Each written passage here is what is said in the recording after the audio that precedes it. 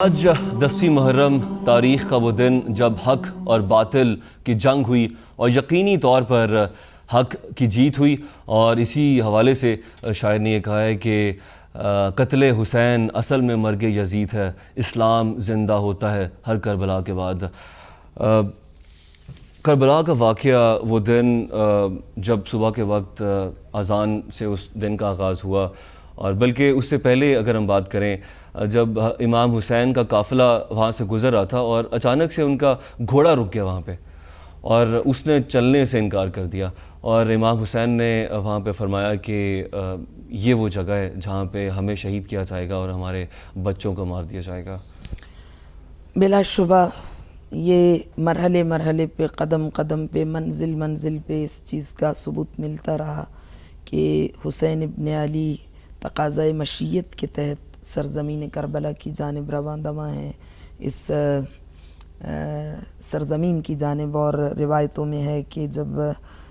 ہر نے روکنا چاہا تھا، اصل میں تو عبید اللہ ابن زیاد کا قاصد آیا تھا، نامہ بر آیا، اور اس نے کہا کہ حسین ابن علی جہاں بھی ہیں، کیونکہ طے یہ ہوا تھا کہ کوئی درمیانی راستہ اختیار کر لیا جائے، نہ حسین کوفہ جائیں اور نہ ہر مجبور کریں کہ حسین ان کی کہی ہوئی منزل کی جانب عزم سفر اختیار کریں۔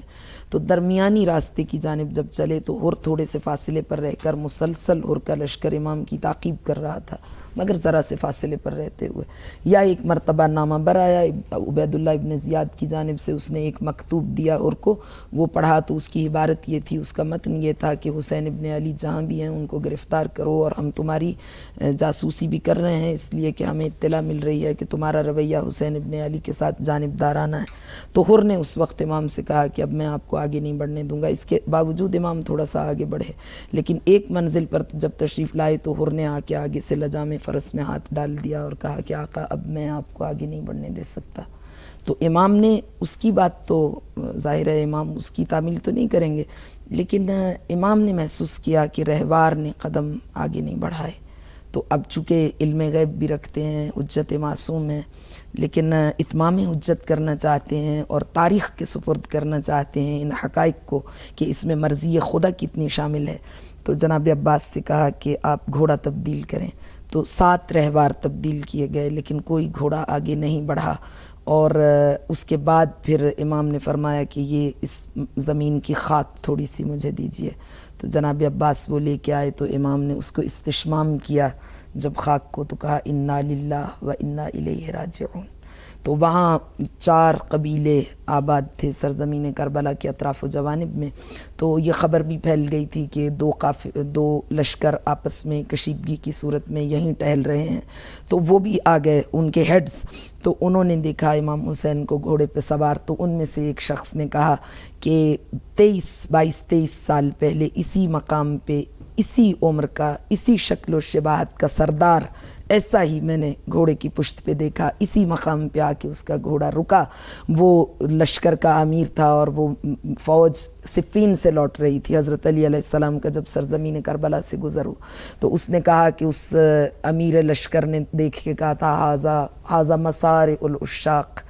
یہ عاشقوں کی جگہ ہے، کربلا سجدہ گزاروں کے تقدس کی زمیں، کربلا حسن رخ عرش معلیٰ کی امی، کربلا حق کا بدن نقشہ فردوس بری، کربلا عدل کا دستور مودت کی جبیں، کربلا اب بھی ورا دسترس جبر سے ہے، کربلا روکش خورشید صدا صبر سے ہے۔ یہاں کچھ عاشق آئیں گے، اور اس کے بعد انہوں نے فرمایا ہا ہونا واللہ محل رحالہم، ہا ہونا واللہ محط رکابہم، ہا ہونا واللہ مسفک دمائہم، ہا ہونا واللہ مقتل رجالہم، ہا ہونا واللہ مذبح اطفالہم، ہا ہونا واللہ محتک نسائہم۔ وہ چھڑی کا اشارہ کرتے تھے اور فرماتے تھے خدا کی قسم یہ وہ مقام ہے محل رحالہم جہاں انہیں اتارا جائے گا، ہا ہونا واللہ محط رکابہم، یہاں وہ خیمہ زن ہوں گے، یہ وہ مقام ہے مقتل رجالہم جہاں ان کے مردوں کو شہید کیا جائے گا، مذبح اطفالہم ان کے شیر خوار بچے تہہ تیغ کر کے ذبح کیے جائیں گے، مسفک دمائہم یہ ان کے خون بہنے کی جگہ ہے، اور محتک نسائہم یہ وہ مقام ہے جہاں ان کی بیویوں کے پردے لوٹے جائیں گے۔ تو انہوں نے بھی تصدیق کی اور امام حسین علیہ السلام نے بھی خبر دی. اسی وقت خبر دے دی تھی. قوم بنی اسد کو بلایا تو انہوں نے کہا کہ آپ کسی سید و سردار گھرانے سے متعلق لگتے ہیں تو یہ زمین نہ خریدیے, کیونکہ امام نے ان سے فرمایا تھا تم زمین کے مالک ہو, میں خریدنا چاہتا ہوں. تو انہوں نے کہا کہ آپ کے ساتھ فیملی ہے, خاندان ہے, تو یہ زمین آپ کے لیے مناسب نہیں. تو امام نے بس ایک مسکراہٹ میں ان کا جواب دیا اور زیر لب کہا کہ تم نہیں جانتے میں اس زمین کو عرش معلیٰ سے ملانا چاہتا ہوں, جنت کے باغوں میں سے ایک باغ بنانا چاہتا ہوں. تو پھر آقا نے زمین خریدی تو جو قیمت انہوں نے بتائی تھی اس سے کئی برابر جتنا مال تھا وہ سب دے دیا. انہوں نے کہا کہ سید و سردار یہ تو بہت زیادہ ہے, تو فرمایا تم اسے رکھو. اور اس کے بعد ان سے فرمایا مجھے تم سے گفتگو کرنا ہے. تو فرمایا زمین میں خرید چکا ہوں اور خریدنے کے بعد یہ زمین میں تمہیں ہبہ کر رہا ہوں, تم جیسے چاہو استعمال کرو, لیکن آج 2 محرم ہے, 10 محرم کی شام جب ڈھلے گی تو اس سرزمین میں کچھ بے وارث لاشیں ہوں گے, تو تم ان لاشوں کو دفن کر دینا. اور پھر یہ بھی وصیت فرمائی تھی کہ 1 سال کے بعد دنیا بھر سے اہل دل کے قافلے اس کعبہ شہادت کی زیارت کے لیے آئیں گے, تو ان کو مہمان ٹھہرانا. تو پھر 10 محرم کو جب شہادتیں ہوئیں تو قوم بنی اسد اس کے بعد 13 محرم کو پھر وہ کربلا کے میدان میں آئی, اور جیسے جیسے امام نے فرمایا تھا وہ واقعات رونما ہوئے. تو یہ تو مشیت الہی کا تقاضا تھا. اور کربلا کی خاک کو جب استشمام کیا امام نے تو اس وقت بھی فرمایا تھا جناب ام سلمہ کو, جو کہ تمام اہل سنت کے ان تمام مکاتب فکر اسلامی کے علماء نے بیان کیا کہ جب جناب ام سلمہ بے قراری کرنے لگیں کہ آپ مت جائیے اور رونے لگیں, تو امام نے ایک مٹی ان کو مرحمت فرمائی اور فرمایا کہ نانی جس دن یہ مٹی جوش مارنے لگے خون کی صورت میں سمجھ جانا کہ آپ کے نبی کا نواسہ مارا گیا. تو روز عاشور جناب ام سلمہ آرام فرما رہی تھیں اور ان کی آنکھ لگ گئی, تو انہوں نے خواب میں دیکھا کہ رسول گرامی اسلام تشریف لائے اور آپ کی زلفیں بکھری ہوئی ہیں, آپ کی عبا ڈھلی ہوئی ہے اور رخسار شدت گریہ سے زخمی ہو چکے ہیں. تو جناب ام سلمہ نے پوچھا, دریافت کیا کہ آپ کے گریے کا سبب کیا ہے اور یہ کیا حالت بنا رکھی ہے. تو آپ نے فرمایا ام سلمہ الا قد قتل الحسین بکربلا, حسین کربلا میں شہید کر دیے گئے, ابھی ابھی میں سرزمین کربلا سے آ رہا ہوں. تو جناب ام سلمہ ایک دم گھبرا کے جب بستر سے بلند ہوئیں تو آئیں روضہ رسول کی جانب, اور وہ جس شیشے میں اس مٹی کو محفوظ کیا تھا جب اسے دیکھا تو وہ خون جوش مار رہا تھا. تو یہ وہ تمام پیشین گوئیاں تھیں جو امام حسین نے واقعہ کربلا اور حتیٰ کہ سفر کربلا سے پہلے بیان کر دی تھی. کہ اور پھر جناب امام حسین کی جب ولادت ہوئی تو یہ جتنے اکابرین ہیں,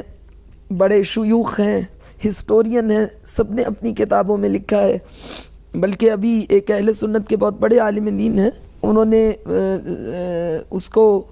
جمع کیا ہے, ان روایات کو, واقعہ کربلا کو تاریخ کے آئینے میں نہیں حدیث کے آئینے میں بیان کیا ہے. یعنی جب واقعہ کربلا کہیں دور دور بھی نہیں تھا, امام حسین کا بچپنا اور حضور کی حیات طیبہ تھی, تو اس وقت انہوں نے بیان کیا کہ حضور صلی اللہ علیہ وآلہ وسلم کسی مقام پہ تشریف لے جا رہے تھے یا تشریف لا رہے تھے تو فقط الطریق, ایک دم انہوں نے راستے کو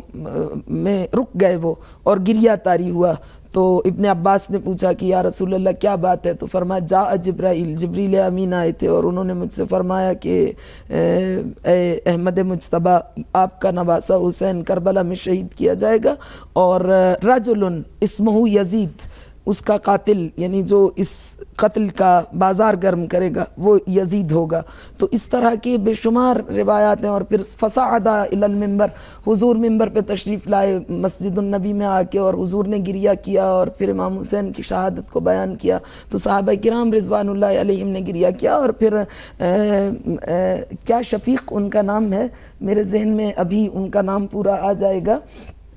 اہل سنت کے ایک بہت قدرت مند قلمکار بھی ہیں اور اہل تجزیہ و تحلیل بھی ہیں. انہوں نے لکھا ہے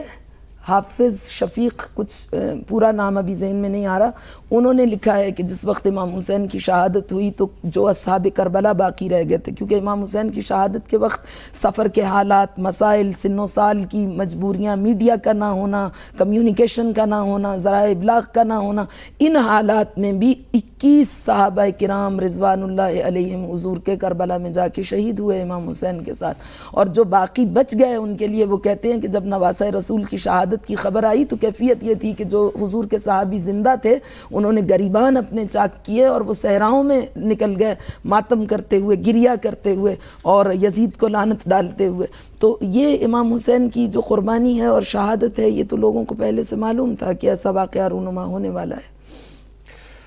7 تاریخ کو پانی بند کر دیا گیا اور چھوٹے بچے بلبلانے لگے۔ اس دن سے اس کا ظلم، بربریت اور انسانیت مخالف اس کا رویہ شروع ہو چکا تھا۔ اس کے بعد کی داستان سنائیے گا۔ جی ہاں، وہ تمام انسانی اور اخلاقی ضابطوں سے تہی دامن افراد تھے یزید اور اس کی جو فوج کے افراد تھے۔ انہوں نے اصل میں 7 محرم کو بندش آب نہیں کی، بلکہ جب 2 محرم کو فرزند رسول کا قافلہ وارد کربلا ہوا تو سب سے پہلے جب انہوں نے انتخاب کیا جگہ کا کہ نہر فرات کے کنارے پہ خیمے لگائے جائیں گے تو یزید کی فوج نے منع کر دیا، کیونکہ یزید نے جو خط اب عبید اللہ ابن زیاد کا آیا تھا اور یزید کی جانب سے جو کہا گیا تھا کہ انہیں بے آب و گیاہ صحرا میں جہاں پانی کا وجود نہ ہو، جہاں کوئی درخت نہ ہو، وہاں، کیونکہ وہ ان کے صبر کا امتحان لے کے ہر صورت میں انہیں بیعت پہ مجبور کرنا چاہتے تھے، تو امام کو کہا کہ یہاں خیمے نہیں لگیں گے۔ تو جناب عباس جو امیر لشکر تھے امام حسین کے، تو انہوں نے امام کی جانب دیکھا تو امام نے فرمایا کہ ہمیں اس بات پہ جنگ نہیں کرنی، کیونکہ مورخ یہ نہ لکھے، ہمیں اپنے ہدف کی حفاظت کرنا ہے، جہاں یہ کہتے ہیں خیمے لگاؤ۔ بہت دور خیمے لگائے گئے تو پانی تو اسی دن سے بند ہو گیا، لیکن یہ تھا کہ منزل شراف کے بعد جس منزل سے ان کا گزر ہوا تو انہوں نے کچھ ذخیرہ آب اپنے ہمراہ لے لیا تھا، وہ پانی چلتا رہا اور تھوڑا تھوڑا کر کے پانی استعمال کیا جاتا رہا، مگر 7 محرم کو کیفیت یہ ہوئی کہ خیمہ گاہ حسینی میں جرعہ آب کا وجود نہیں تھا۔ تو پھر امام حسین نے اس مصلحت کے پیش نظر کہ اگر جنگ ہوئی تو ہاشمی بہت بہادر تھے تو وہاں تو کشتوں کی پشتے لگ جاتے اور یہ فوج تو بھیڑ بکریوں سے زیادہ حیثیت نہیں رکھتی تھی، تو اگر اس طرح سے جنگ ہوتی تو مورخ یہ لکھتا کہ پانی پر حسین ابن علی کی کربلا میں جنگ ہوئی، تو وہ اتنے بڑے مقصد کو اس بات پر قربان نہیں کر سکتے تھے۔ تو ان کی استقامت کا یہ عالم ہے کہ چھوٹے چھوٹے بچوں کی پیاس، اپنی پیاس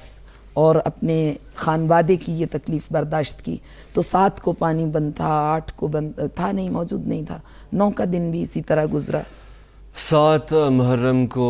پانی ختم ہو چکا تھا اور خیموں میں کسی بھی مشکیزے میں، کسی برتن میں پانی کا ایک قطرہ بھی موجود نہیں تھا۔ اس کے بعد کیا ہوا واقعہ کربلا میں آپ کو بیان کریں گے اس بریک کے بعد۔ واقعہ کربلا کے حوالے سے اس خصوصی نشست میں آپ کو ایک بار پھر خوش آمدید کہتے ہیں۔ 7 تاریخ اور جیسے کہ گفتگو جاری تھی، پانی ختم ہو چکا تھا، چھوٹے چھوٹے بچے، معصوم بچے بلبلا رہے تھے پانی کے لیے۔ اس کے بعد پھر ظلم و بربریت کی ایک داستان شروع ہوتی ہے، اس پہ روشنی ڈالیے گا۔ 10 محرم کا جب دن طلوع ہوا تو چونکہ جنگ طے ہو چکی تھی، عمر ابن سعد نے فیصلہ کر لیا تھا شب عاشور، تو وہ رات میں لڑنا چاہتے تھے اور ان کا مقصد یہ تھا کہ رات کی تاریکی کو اپنے گھناؤنے جرم کو چھپانے کا ذریعہ بنایا جائے اور ہم کہیں کہ ہمیں معلوم نہیں تھا فرزند رسول کو کس نے شہید کر دیا۔ تو امام حسین ظاہر ہے کہ وہ کائنات انسانیت کے وہ بابصیرت پیشوا و مقتدی ہیں جن کی نگاہ اگلے آنے والے کئی ہزارے ان کی نگاہ میں ہیں، تو انہوں نے فرمایا کہ نہیں، میں ایک رات کی مہلت چاہتا ہوں۔ تو جناب عباس کو بھیجوایا اور وجہ یہ بیان کی کہ مجھے عبادت الہی سے بہت انس ہے، تو زندگی کی آخری رات دعا و مناجات میں، اذکار میں بسر کرنا چاہتا ہوں، اور اس میں حقیقت بھی ہے۔ شب عاشور کے واقعات میں مورخین نے لکھا ہے، جو نیوٹرل مورخین وہاں موجود تھے، حمید ابن مسلم ایسے جو یزید نے بھیجوائے تھے، کچھ اور بھی تھے، سبھی نے یہ بات لکھی ہے کہ وہ جو اصحاب امام حسین تھے ان کی بھی یہ کیفیت تھی، لہم دوی کا دوی النحل، ان کے زمزمہ آئے تلاوت قرآن کی آوازیں ایسے بلند ہو رہی تھیں جیسے شہد کی مکھیوں کے بھن بھنانے کی آواز ہوتی ہے، اور فرزند رسول خود محراب عبادت میں مصروف دعا تھے۔ تو پھر شب عاشور انہی کیفیتوں کے ساتھ ختم ہوئی، اور اس میں امام حسین نے صبح کی جنگ کے بارے میں بھی کچھ ایسی حکمت عملی اختیار کی کہ مخدرات عصمت کے شہزادیوں کے جو خیمے تھے ان کے ساتھ خندق کھدوا کے اس میں آگ جلوا دی، تاکہ جب شہادتیں ہو جائیں تو دشمن بیویوں پہ ہر طرف سے حملہ نہ کر سکے۔ اور پھر اس کے علاوہ بھی انہوں نے اپنے اصحاب سے میٹنگ کی، جو کہ ایک بڑا تاریخی واقعہ ہے، اور حسین ابن علی نے تاریخ انسانیت کو یہ بتا دیا کہ جو کربلا کے مجاہد ہیں وہ یہ کردار حسین ابن علی کا معجزہ ہے کہ ان کو سلک وحدت میں اس طرح پرو دیا کہ کثرت وحدت میں بدل گئی، اور وہ ایک آفتاب جہاں تاب کی مانند افق کربلا پر آسمان حریت کے مہر و ماہ بن کر کمال واحد اور جمال واحد کی ترجمانی کرنے والی شعاؤں کی صورت میں نظر آنے لگے۔ اور ان کو موقع بھی دیا کہ اگر آپ جا سکتے ہیں، جانا چاہتے ہیں، موقع ان کو موقع نہیں دیا۔ اصل میں امام حسین نے ہر منزل پہ یہ واضح کر دیا تھا کہ یہ جنگ کربلا کی یہ شہادت پر منتہی ہوگی، اس میں کوئی مال غنیمت نہیں ہے، اس میں کوئی مادی مفادات نہیں ہے، سب مارے جائیں گے، بچوں اور خواتین کو اسیر کر لیا جائے گا، ہر مقام پہ بتایا۔ شب عاشور امام حسین کو معلوم تھا کہ ان میں سے کوئی چھوڑ کے جانے والا نہیں ہے، مگر امام حسین مورخ کو بتا رہے تھے، قیامت تک آنے والی نسلوں کے یہ سپرد کر رہے تھے کہ اس غلط فہمی کا کبھی شکار نہ ہونا کہ کربلا میں کوئی ایسا مجاہد تھا جو مجبوراً یا دھوکے میں رہ کے شہید مارا گیا۔ اسی لیے امام حسین کی وہ قیادت تھی، وہ لیڈرشپ تھی جس کا یہ اعجاز ہے کہ کوئی چھوڑنا نہیں چاہتا تھا، اور حضرت جوشم علی آبادی نے اس کو بیان کیا ہے کہ قطرہ دل میں لیے ایک سمندر تھے حسین،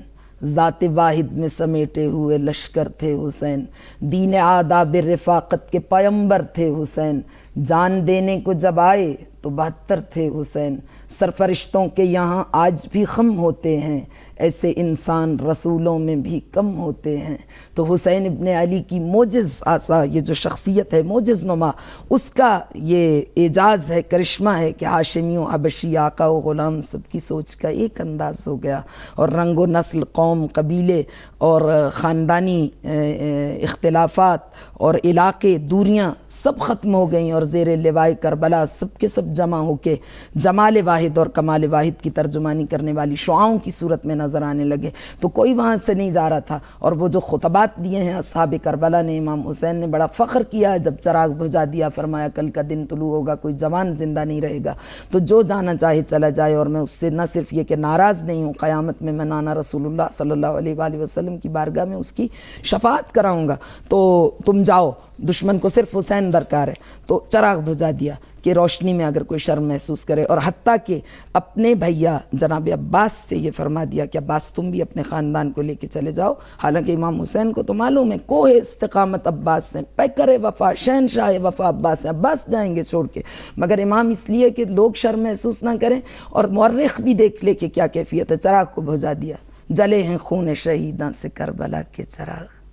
سدا رہیں گے منور یوں ہی وفا کے چراغ، بدل دیا شب عاشور روشنی کا اصول، میرے حسین نے کی روشنی بھجا کے چراغ بھجا دیے، اور جب چراغ دوبارہ جلائے گئے تو سب اپنی جگہوں پہ موجود ہیں، اور ایک ایک نے کھڑے ہو کے ایسا خطاب کیا، اے فرزند رسول، اگر 1000 بار قتل کیا جائے، جلا دیا جائے، خاکستر کر دیا جائے، اس خاک کو ہوا میں اڑا دیا جائے، ہم آپ کے قدموں سے سر نہیں اٹھائیں گے، اور اگر کسی آخرت کا وجود نہ ہو تو بھی ہم آپ کی بارگاہ سے جدا ہونے والے نہیں۔ تو امام حسین نے بڑا ناز فرمایا کہ مجھے ایسے اصحاب ملے ہیں ان سے کم نہیں جو میرے نانا رسول اللہ کو ملے تھے، ایسے اصحاب، اور اوفا وفادار ترین اصحاب، اور وہاں کیفیت یہ جذبہ جہاد ایسا تھا سب میں، بلکہ جذبہ جنگ یا جہاد نہیں، جذبہ قربانی ایسا تھا کہ چھوٹے بچوں کی بصیرت کا یہ عالم ہے کہ جب چراغ جلایا گیا تو چونکہ امام نے پہلے یہاں پہ فرمایا تھا. حضرت عون اور حضرت محمد کے حوالے سے آپ سے پوچھنا چاہ رہا تھا کہ ان کا جذبہ اپنی والدہ سے انہوں نے کہا کہ جب باقی شہید ہو رہے ہیں تو ہم کیوں نہیں شہید ہو سکتے, ہمیں لڑنے دیجئے. تو کہتے ہیں کہ جب چراغ جلایا تو چونکہ پہلے امام نے اس بات پہ چراغ بجھایا تھا اس اختتام پہ کہ کل ہر جوان مارا جائے گا, کوئی جوان زندہ نہیں ہوگا. تو جب چراغ جلایا تو دیکھا کربلا کے ایک بڑے سے ٹیلے پر ایک 12.5 سالہ بچہ اپنی کمر میں کس کے پٹکا باندھا, ہاتھ میں تلوار سے نیام سے نکال کے ہاتھ میں لی, سینے کو تان لیا, آواز کو مضبوط کیا, ایڑیوں کو بلند کیا اور کہتا ہے چچا جان میری جانب دیکھیے, کیا میں جوان ہو گیا ہوں؟ کل کے شہیدوں کی فہرست میں میرا نام بھی ہے. تو امام حسین کی بصیرت دیکھیے, یہ نہیں فرمایا کہ تیرا نام بھی ہے, فرمایا یا بنی کیف الموت عندک, میرے شہزادے تو موت کو کیسا پاتا ہے؟ تو یا اماں احلی من الاصل, موت میرے لیے اس راستے پر آپ کی سرپرستی میں شہد سے زیادہ شیریں ہیں. یہ قاسم ابن حسن تھے جو 13 سال سے بھی کم عمر تھے, نوخیز تھے. جناب زینب عالیہ کے جو شہزادے تھے ان کی تربیت بھی وہ بھی ماں کی تربیت کا اعجاز ہے. جناب زینب کی تربیت ان کی ماں کا اعجاز ہے, ہاتھ چکی پیس رہے ہیں, لبھائے مبارک سے تسبیح خدا جاری ہے. تو تسبیح خدا کے ان زمزموں کے ساتھ عبادت الہی سے آمیختہ, قربانیوں ایثار سے آمیختہ, یہ وہ غذا ہے, یہ وہ نان شعیر حیدری ہے جو جگہ جگہ پہ کردار کے معجزے تخلیق کرتی ہے. تو سیدہ زینب کو بطلۃ الکربلا, مصر کی ایک سنی ڈاکٹر ہے, PhD ڈاکٹر ہے, ڈاکٹر عائشہ بنت شاتی, اس نے کتاب لکھی ہے جناب زینب پر, اور کیا عمدہ کتاب لکھی ہے, بطلۃ الکربلا یعنی کربلا کی شیر دل خاتون. تو کہا کہ اتنا حوصلہ تھا زینب کا, گواہ ہے تیری جرأت پہ کربلا کی زمین, امام وقت کو کی تو نے صبر کی تلقین, لٹا کے اپنی کمائی بچا کے دولت دین, بھوجا کے شمع تمنا جلا کے شمع یقین, سکون و صبر کی ایک کائنات لے کے چلی, اجل کی گود سے نکلی حیات لے کے چلی, جگر پہ اکبر و قاسم کے داغ اٹھائے ہوئے, ضعیف جسم پہ دروں کے زخم کھائے ہوئے,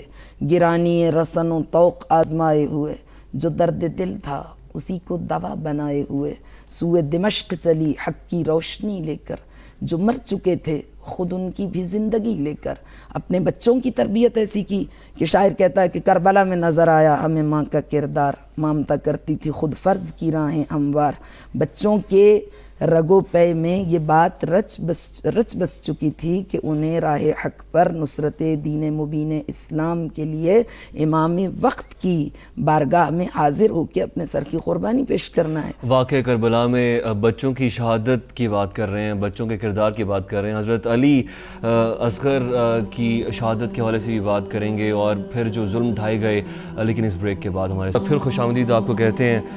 حضرت علی اصغر ایک بہت معصوم بچے تھے اور پیاس سے تڑپ رہے تھے, اور جب آپ نے ان کو, امام حسین نے ان کو اٹھایا اپنے بازوؤں میں اور اس مقصد کے لیے باہر لے کے گئے کہ اب ان کو شاید پانی مل جائے, اور وہ ظالم, وہ بربریت سے بھرپور قسم کے جو انسان ہیں, جو انسانیت کے نام پہ بھی دھبا ہیں, شاید ان کے دل میں کوئی نرم گوشہ جاگ جائے اس بچے کو دیکھ کے, شاید اس کو پانی مل جائے. امام جانتے تھے کہ وہ کس کردار کے لوگ ہیں. بات یہ تھی کہ امام دنیا انسانیت کو بتانا چاہتے تھے کہ میری جنگ یعنی کہ ایک اٹل حقیقت تھی ہے. ہاں, وہ جانتے تھے, ان کو وہ یہ بتانا چاہتے تھے کہ دنیا انسانیت کو معلوم ہو جائے کہ جس کے ساتھ جنگ ہے وہ طرف مقابل کیا ہے. میں یہ کہا کرتی ہوں کہ بہادران کربلا اور شجاعان کربلا کی بہادری اور شجاعت کو بیان کرنے کے لیے الفاظ نارسا اور زبانیں گنگ ہیں. تاریخ انسانیت کا, کائنات کا ایک سب سے عجیب اور انوکھا منظر, جہاں ابد سے لے کر ازل تک کی تاریخ کو ورطۂ حیرت میں ڈال دینے والے شجاعان کربلا اور بہادران اعصار, جن کی شجاعت دم بخود رہ جاتی ہے, وہ کربلا کا میدان ہے. کربلا کے مجاہد ہیں جن کے سامنے ان کی بہادری دم بخود رہ جاتی ہے. لیکن کربلا میں ایک ایسا منظر آیا جب حسین ابن علی نے ایک 6 مہینے کے مجاہد کو پیش کیا, اور وہ ایسا منظر تھا کہ اکبر و عباس کی شجاعت بھی اس کے آگے دم بخود ہے. اس کے تبسم کی ضرب سے آج تک یزیدیت لرزہ براندام ہے. وہ ننھا مجاہد خود چل کے تو اپنی کم سینی کے باعث میدان کارزار میں نہیں آ سکا, لیکن اس کے چھدے ہوئے گلے سے ٹپکنے والے لہو نے وہ کردار ادا کیا، اس کا وہ لہو کا قطرہ نیل کی ان پرخروش اور بے کنار موجوں سے کہیں زیادہ طاقتور ثابت ہوا، جنہوں نے فرعون کو اس کے لشکر سمیت غرق کر کے اسے تاریخ کا ایک عبرت انگیز ترین باب بنا دیا۔ علی اصغر کی شہادت حسین ابن علی کی مظلومیت کی بہت بڑی گواہی۔ یزید کے دربار میں ایک شخص آیا اور اس نے آ کے کہا، واقعہ کربلا کے بعد وہ پہلے پہنچ گیا، اسیران کربلا کا قافلہ بعد میں پہنچا، تو یزید ملعون نے اس سے پوچھا کہ بتاؤ کربلا کی جنگ کیسی رہی؟ اس نے کہا، امیر تو نے جیتی ہوئی جنگ ہار دی۔ کہا کیسے؟ کہا ظہر عاشورہ تک جنگ تیری تھی، لیکن عصر عاشورہ کو ورق الٹ گیا، تو نے جیتی ہوئی جنگ ہار دی، تیری فتح شکست میں بدل گئی۔ کہا کیسے؟ کہا حسین نے بہت بڑا حملہ کر دیا۔ کیا حملہ کیا؟ کہا 6 مہینے کے صغیر کو اپنے ہاتھوں پہ اٹھا کے لے آئے اور کہا تمہاری جنگ مجھ سے ہے، اس بچے نے تو کوئی قصور نہیں کیا، اسے 2 گھونٹ پانی پلا دو۔ تو وہ جو تیر ستم کا نشانہ وہ شہزادہ بنا، اس نے حسین ابن علی کی مظلومیت کو طلوع صبح قیامت تک انسانیت کے سامنے اس طرح سے برملا کیا کہ اب حسین ہمیشہ کے لیے مظلوم ہے اور یزیدیت ہمیشہ کے لیے ظالم ہے۔ حضرت امام حسین کی شہادت کا بھی وقت آیا اور ان کی شہادت کے ساتھ ساتھ ذوالجناح کا ایک بہت اہم کردار رہا وہاں پہ، اس پہ روشنی ڈالیے گا، بتائیے گا کہ وہ کیا؟ جی ہاں، ذوالجناح کہتے ہیں کہ جب روز عاشور امام حسین وداع آخر کر کے خیام سے نکلے تو بڑے معنی خیز واقعات ہیں اس ذوالجناح کے، اس کے شعور کو بیان کرتے ہیں کہ اس نے قدم آگے بڑھانے سے انکار کیا، تو امام حسین نے جب اس سے کہا کہ اگر تو تھک گیا ہے تو میں خود چلا جاتا ہوں میدان میں، تو اس میں بے چینی اضطراب پیدا ہوا، تو اس نے اپنے سموں کو اس طرح سے ہلایا کہ امام کی توجہ کو ادھر مرتکز کیا، تو جب امام نے دیکھا تو ایک کم سن بچی جو گھوڑے کے سموں سے لپٹی ہوئی تھی، اور پھر وہ بڑا دردناک منظر ہے کہ امام اس بچی سے رخصت ہوئے اور پھر میدان میں آئے، اور پھر جب حملہ ہوا تو بہت بہادری سے حسین ابن علی لڑے اور حل میں مبارز بار بار مبارز طلبی کرتے رہے، تو روب اتنا تھا، دبدبہ اتنا تھا، حالانکہ صبح سے 70 جنازے اٹھائے ہیں، کئی روز کے بھوکے پیاسے ہیں، تو اس کے باوجود اتنا دبدبہ تھا کہ کہتے ہیں فوجیں بھاگ گئیں، اور یہ تاریخ کربلا میں تمام مقتل مکرم عبد الرزاق مکرم اہل سنت کے بہت بڑے مقتل نویس ہیں، خطیب خارزمی اہل سنت کے بہت بڑے خطیب ہیں، انہوں نے مقتل خارزمی میں تحریر کیا، تو وہ تحریر کرتے ہیں، رقم تراز ہیں کہ جب حسین ابن علی نے مبارز طلبی کی تو فوج بھاگ گئی میدان سے، ایک بار میمنے پہ حملہ کیا، ایک بار میسرے پہ کیا، پھر قلب لشکر پہ کیا، تو جب بھاگی تو امام حسین انہیں پکار رہے تھے اور فرما رہے تھے آؤ اس کی جنگ دیکھو جس نے کڑی الجوان کا لاشا اٹھایا، اس کی جنگ دیکھو جو کئی روز کا بھوکا پیاسا ہے۔ لیکن پھر اس کے بعد جب میدان خالی ہوا تو نماز عصر کا وقت ہوا، تو چونکہ نماز اول وقت پڑھتے تھے اور کربلا میں نماز ظہر بھی اول وقت میدان میں پڑھی، جماعت ہوئی، اور اسی میدان میں فوج مخالف کے بہت سے افراد پہ یہ انکشاف ہوا کہ حسین ابن علی کے خلاف پروپیگنڈا یہ کیا جا رہا تھا کہ یہ دین اسلام کا باغی ہے، تو انہیں پتہ چلا یہ تو دین محمد کے پابند ہیں، تو نماز پڑھی، تو جو 2 رکعت نماز ہو گئی تھی نماز ظہر، چونکہ نماز خوف میں قصر ہو جاتی ہے، تو آپ کے سپاہی آپ کے سامنے جو کھڑے تھے وہ شہید ہو گئے اس دوران جو مختصر نماز پڑھی۔ پھر عصر کا وقت ہوا تو تشریف لائے نہر فرات پہ وضو کے لیے، تو جب وضو کرنا چاہتے تھے تو ادھر سے 3 بھال کا تیر آیا، تو پیشانی میں پیوست ہوا، لبوں پہ ضرب لگی، لب پھٹ گئے، دانت ٹوٹے، دندان مبارک شہید ہوئے، خون کا فوارہ جاری ہوا، تو آقا نے پھر گھوڑے پہ دوبارہ سے سوار ہوئے اور پھر خاک کربلا سے تیمم کیا اور گھوڑے کا رخ قبلے کی جانب کیا اور اللہ اکبر تلوار کو نیام میں ڈال دیا اور نماز عصر کی نیت کی، تو اس وقت دور کھڑی فوج سہمی ہوئی، وحشت زدہ دیکھ رہی تھی حسین ابن علی کو، تو عمر ابن سعد نے کہا یہ تاریخ ہے کربلا کی، عمر ابن سعد نے لشکر سے کہا کہ اب حسین حالت نماز میں ہے، اب حملہ کرو، تو سب ڈر رہے تھے، کہا امیر اگر حسین نماز میں نہ ہوئے تو کیا ہوگا؟ کہا نہیں مجھے معلوم ہے، یہ اس کا بیٹا ہے جو نماز کو کبھی اول وقت سے مؤخر نہیں ہونے دیتا تھا، تو حسین نماز میں ہے، میری بات مانو، حملہ کر کے دیکھو، تو پھر انہوں نے حملہ کیا، رفتہ رفتہ گھیراؤ کو تنگ کیا، تو محسوس ہوا کہ حسین مزاحمت نہیں کر رہے، نماز میں ہیں۔ پھر جب وہ قریب آئے چاروں طرف سے، تو پہلے خوف کا عالم تھا، تو 9 میٹر کے نیزے تھے ان کے پاس، نیزے سے حملہ کرتے تھے۔ پھر اور قریب آئے، پھر گھیراؤ زیادہ تنگ ہوا، پھر چاروں طرف سے حملہ ہوا، اور پھر ایسا حملہ ہوا کہ امیر مختار کے دربار میں جب کربلا کے قاتلوں کو بلایا گیا تو امیر مختار نے ارملا سے پوچھا کہ بتا تیرے ترکش میں کربلا میں کتنے تیر تھے؟ اس نے کہا 3 بھال کے 4 تیر میں نے کربلا میں صرف کیے۔ اور یہ وہ تیر تھا جو ایک نان مسلم ریسرچر نے اپنی کتاب میں لکھا ہے، جو اس نے پرانے زمانے کے اسلحوں پہ ریسرچ کی، کہ پرانے زمانے میں ایک تیر بنایا گیا تھا، انسانوں کے لیے بنا نہیں تھا، وہ 3 بھال کا وزنی تیر تھا، وہ جنگی گھوڑوں اور ہاتھیوں کے لیے استعمال کرنے کے لیے بنایا گیا، کیونکہ گھوڑے سرکش قابو میں نہیں آتے تھے، تو جب وہ تیر ان کو مارتے تھے وہ پیوست ہوتا تھا بدن میں، تو گھوڑا دوسری سانس نہیں لیتا تھا، زمین پہ گر کے مر جاتا تھا۔ تو کہتا ہے کہ کربلا کی جنگ میں پہلی بار وہ تیر مسلمانوں کے امام کے 6 مہینے کے صغیر کی گردن میں پیوست ہوا۔ تو امیر مختار کے دربار میں جب انہوں نے پوچھا تو ہرملا نے کہا کہ 3 بھال کے 4 تیر، پہلا مشق سکینہ میں، دوسرا چشم عباس میں، تیسرا گلو علی اصغر میں، اور چوتھا تیر وہ بتانے سے گریزپا تھا۔ تو امیر نے کہا بتاؤ، اس نے کہا امیر تم برداشت نہیں کر پاؤ گے، ویسے ہی سر قلم کر دو۔ تو امیر نے کہا نہیں میں سننا چاہتا ہوں۔ تو اس نے کہا کہ چوتھا تیر عصر عاشورہ کو حسین ابن علی کے سینہ مبارک کی جانب جب وہ حالت نماز میں تھے میں نے رہا کیا، اور وہ 3 بھال کا تیر سینے میں لگا، اور پھر آقا خود کو زین فرس پہ سنبھال نہیں پائے۔ تو پھر کچھ عرصہ ایسی کیفیت تھی کہ بدن مبارک میں اتنا تیر پیوست تھا کہ وہ نہ گھوڑے کی زین پر تھے اور نہ زمین پہ تھے۔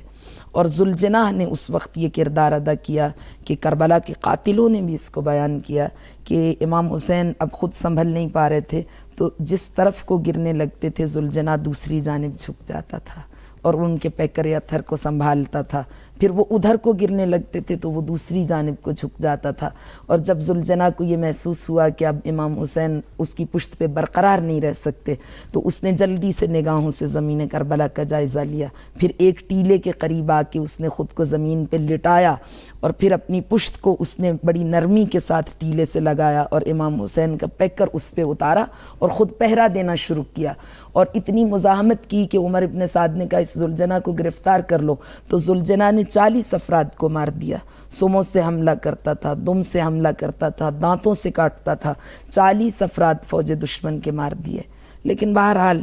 پھر فوج بہت زیادہ تھی، آگے بڑھی، اور پھر قاتل پشت نواس رسول پہ سوار ہوا،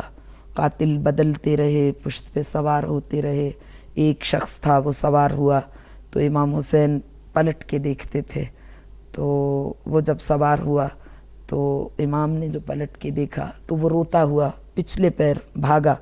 اس سے پوچھا کیا ہوا؟ اس نے کہا خدا کی قسم مجھے لگا یہ نبی محمد مصطفیٰ کی آنکھیں ہیں، کیونکہ اس نے حضور کی زیارت کی تھی، یہ حسین کی آنکھیں نہیں ہیں، یہ حضور کی آنکھیں ہیں۔ اس کے بعد عمر ابن سعد نے پھر پکارا کون ہے جو حسین کا خاتمہ کرے گا؟ تو پھر شمر ذل جوشن ملعون اپنی تلوار، ہندی تلوار لے کے آیا، جس کو یوسف زہرا نے اپنے نوحے میں بیان کیا ہے زیارت ناہیہ میں کہ مولغ سیفہ علی نہرک قابض بلحیتک والشمر جالس علی صدرک۔ یا جدہ، اے جد بزرگوار، میں وہ وقت نہیں بھلا سکتا جب شمر آپ کے سینہ مطہر پہ سوار ہوا، آخذ بلحیتک، آپ کی داڑھی کو، آپ کی ریش مبارک کو اپنے ہاتھ میں پکڑ کے جھٹک رہا تھا۔ مولغ سیفہ علی نہرک، آپ کی خشک گردن پہ خنجر کی ضربیں لگا رہا تھا، اور کبھی آپ کی زلفوں کو پکڑ کے جھٹکتا تھا،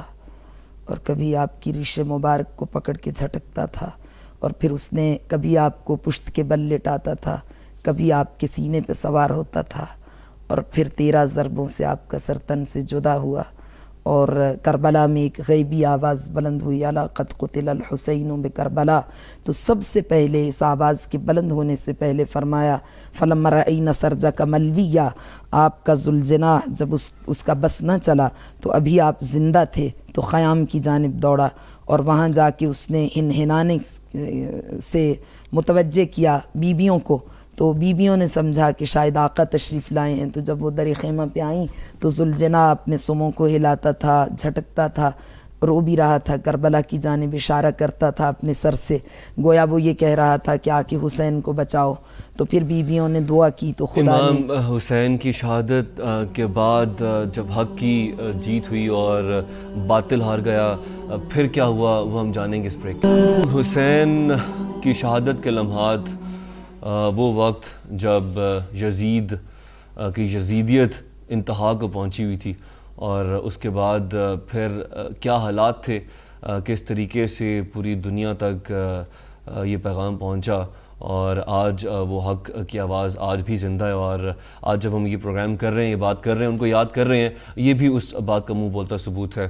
کٹ گیا سجدے میں جب سبت پیمبر کا گلا، اف وہ اسلام کی تاریخ کا نازک لمحہ، جیسے مٹ جائے گا اب یہ چمن دین خدا، جیسے چھا جائیں گے اب دہر پہ ارباب جفا، جیسے مل جائے گا مے خانوں کو عنوان حرم، جیسے بجھ جائے گی اب شمع شبستان حرم، لشکر ظلم کے اندھیروں کے سوا کچھ بھی نہ تھا، دور تک صرف اندھیروں کے سوا کچھ بھی نہ تھا، رہے ہستی میں لٹیروں کے سوا کچھ بھی نہ تھا، حق کی اب کون کرے راہنمائی زینب، ذرے ذرے کی صدا تھی کہ دہائی زینب۔ امام حسین کی شہادت ہوئی، ذوالجناح نے آ کے دوسری بار خبر دی،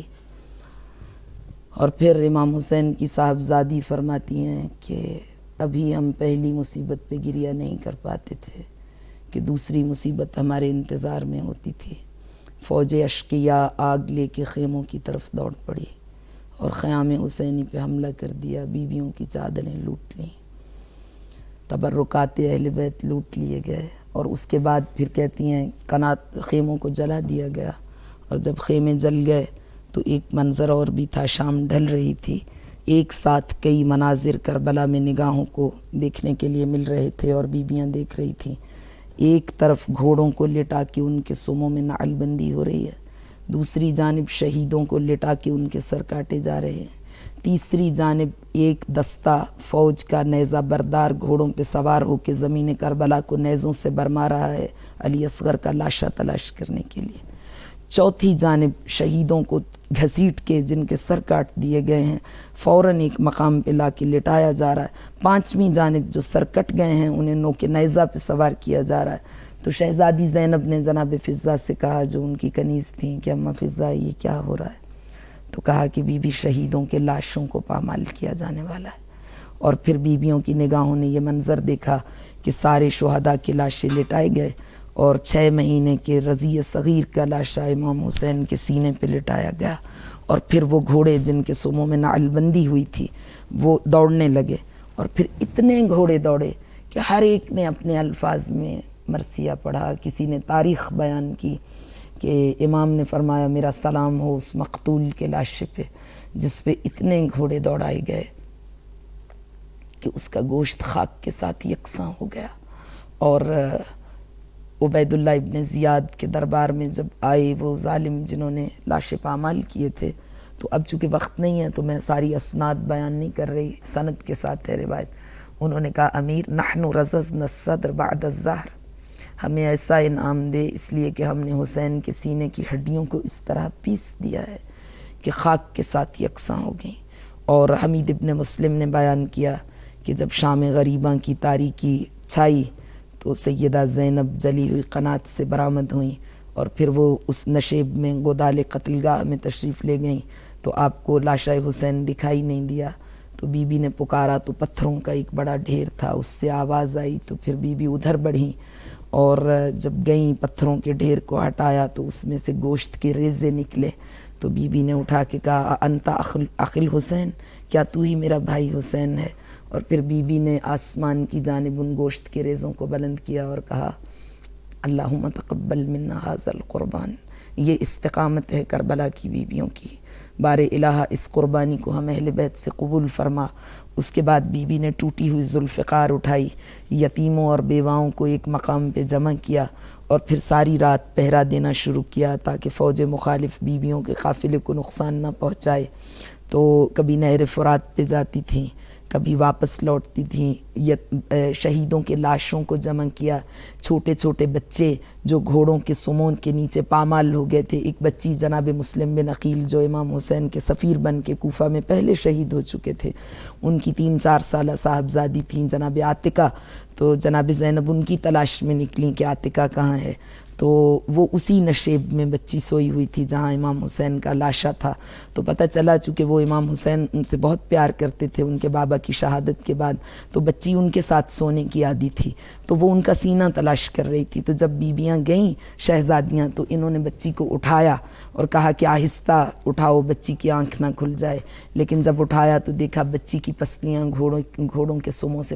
کچلی جا چکی ہیں. تو اس طرح بہت سے لاشیں تھے یتیم بچوں کے جو بیویوں نے گنج شہیدہ میں رکھے اور ساری رات اسی کیفیت میں گزری. 72 کی تعداد تھی شہداء کی. 72 کی تعداد تو وہ تھی نا جو کربلا کی جنگ میں شہید ہوئے، لیکن جو بچے اس طرح سے شہید ہوئے جو فوجیں دندناتی پھر رہی تھیں، گھوڑے پھر رہے تھے، کسی بچے کو وہ خود مار دیتے تھے، کوئی سمو تلے پامال ہو جاتا تھا، کوئی نہر فرات کی جانب بچہ گیا، یا جیسے خود امام حسین کی صاحبزادی جناب سکینہ، حمید ابن مسلم خود اس کا راوی ہے جو یزید کا مورخ تھا، اس نے کہا ہے کہ شام غریباں کے بعد میں نے جب دیکھا بچی کے دامن میں آگ لگی ہے تو میں اس بچی کی تعقیب میں چلا تو بچی نے بھاگنا شروع کر دیا، تو مجھے محسوس ہوا بچی خوف زدہ ہے، تو میں نے کہا میں یزید کا سپاہی نہیں، میں آپ کے دامن کی آگ بجھانا چاہتا ہوں. تو بچی گر گئی زمین پہ دوڑتے ہوئے. تو اس نے کہا شیخ مجھے ہاتھ نہ لگانا، میں خانوادہ رسالت سے ہوں.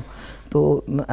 اس کے بعد حمید نے کہا کہ میرا کوئی ارادہ نہیں ہے ظلم کا، تو کہاں جا رہی ہے؟ تو بچی نے کہا کہ مجھے نجف کا راستہ بتا دے، وہاں پہ میرے دادا علی ہیں، میں وہاں جاؤں گی اور فریاد کروں گی. تو اس طرح بچے صحرا میں، وہ روایت کے الفاظ ہیں کہ جیسے تسبیح ٹوٹ کے بکھرتی ہے، تسبیح کے دانوں کی طرح آل اطہار کے بچے صحرا میں بکھر گئے تھے. تو اس صورت میں شہادتیں ہوئیں. پھر یہ رات اپنی تمام تر کیفیتوں کے ساتھ گزر گئی. لٹتا ہے خانہ خاتون جناں دیکھ تو لو، ان سلگتے ہوئے خیموں کا دھواں دیکھ تو لو، پائے عابد میں ہے زنجیر گراں دیکھ تو لو، پشت خواہر پہ یہ دروں کے نشاں دیکھ تو لو، ہوتی ہے شام غریبان وطن جنگل میں، اٹھو بھیا کہ اکیلی ہے بہن جنگل میں. اور پھر وہ شاعر کہتا ہے گونج کر رہ گئی مقتل میں بنت پیمبر کی صدا، سن کے فریاد کوئی چاہنے والا نہ اٹھا، دوڑی مقتل کی طرف بنت شہ عقدہ کشا، کہتی تھی ہائے شہیدوں کو کفن بھی نہ ملا، پہنچی میدان میں تو کس طرح کہوں کیا دیکھا، رونتے گھوڑوں سے شبیر کا لاشا دیکھا، رو کے دیتی تھی صدا اے قاسم مستر آؤ، اٹھو اون و محمد اے علی اکبر آؤ، دو سہارا پسر فاتح خیبر آؤ، وقت امداد ہے عباس دلاور آؤ، دیکھو ہے خاک پہ شبیر کا لاشا بھیا، کیا اٹھاؤ گے نہ بھائی کا جنازہ بھیا. ان تمام تر کیفیات کے ساتھ شب عاشور گزر گئی، شب شام غریباں اور اس کے شام غریباں کی شب. اور پھر 11 محرم کو آل اطہار کا قافلہ جانب کوفہ و شام روانہ کیا گیا، بیویوں کے ہاتھوں میں رسن پہنائی گئی، اور پھر بیویوں نے صحیفہ کربلا پر اپنے جگر پاروں کے لاشوں کو ایک حسرت بار نگاہ سے لیکن خودآمیز نگاہ سے دیکھا، اور پھر وہ ایک نئے مشن کی جانب روانہ ہو گئیں. تو بس یہ ہم پہلے آپ سے بیان کر چکے ہیں کہ یہ اسیران کربلا کا قافلہ خطیبان کربلا کی صورت اختیار کر چکا تھا. بہت شکریہ. جنہوں نے حسین ابن علی کے قیام کے فلسفے کو لوگوں کے سامنے برملا کر دیا. بہت شکریہ طیبہ خانم، آپ اسٹوڈیو میں تشریف لے کے آئیں. ہر سال ہم اس واقعے کے حوالے سے ٹرانسمیشنز کرتے ہیں، پروگرامز کرتے ہیں، مجالس ہوتی ہیں، مرثیے ہوتے ہیں، مگر آج کے دن، آج کے اس دور میں ہم نے مقصد اس کا کیا ہے اور اس سے ہم نے حاصل کیا کرنا ہے. اس واقعے سے ہم نے یہ سیکھنا ہے کہ ہم مسلم امہ ہیں، مسلمان ایک امت ہیں اور ایک جسم کے مانند ہیں. ایک جسم کے کسی حصے میں درد ہوتا ہے تو پورے جسم میں وہ درد محسوس ہونا چاہیے، نہ کہ آج ہم ایک دوسرے پہ فتوے لگانا شروع کر دیں، ایک دوسرے کی جان کے پیاسے ہو جائیں، ایک دوسرے سے بات گوارا کرنا بھی نہ کریں. تو ان حالات کو ہمیں مد نظر رکھتے ہوئے اپنی سوچ کو تبدیل کرنا ہے، چینج کرنا ہے اور واقعہ کربلا سے کچھ سبق حاصل کرنا ہے. اسی بات کے ساتھ دیجیے اجازت.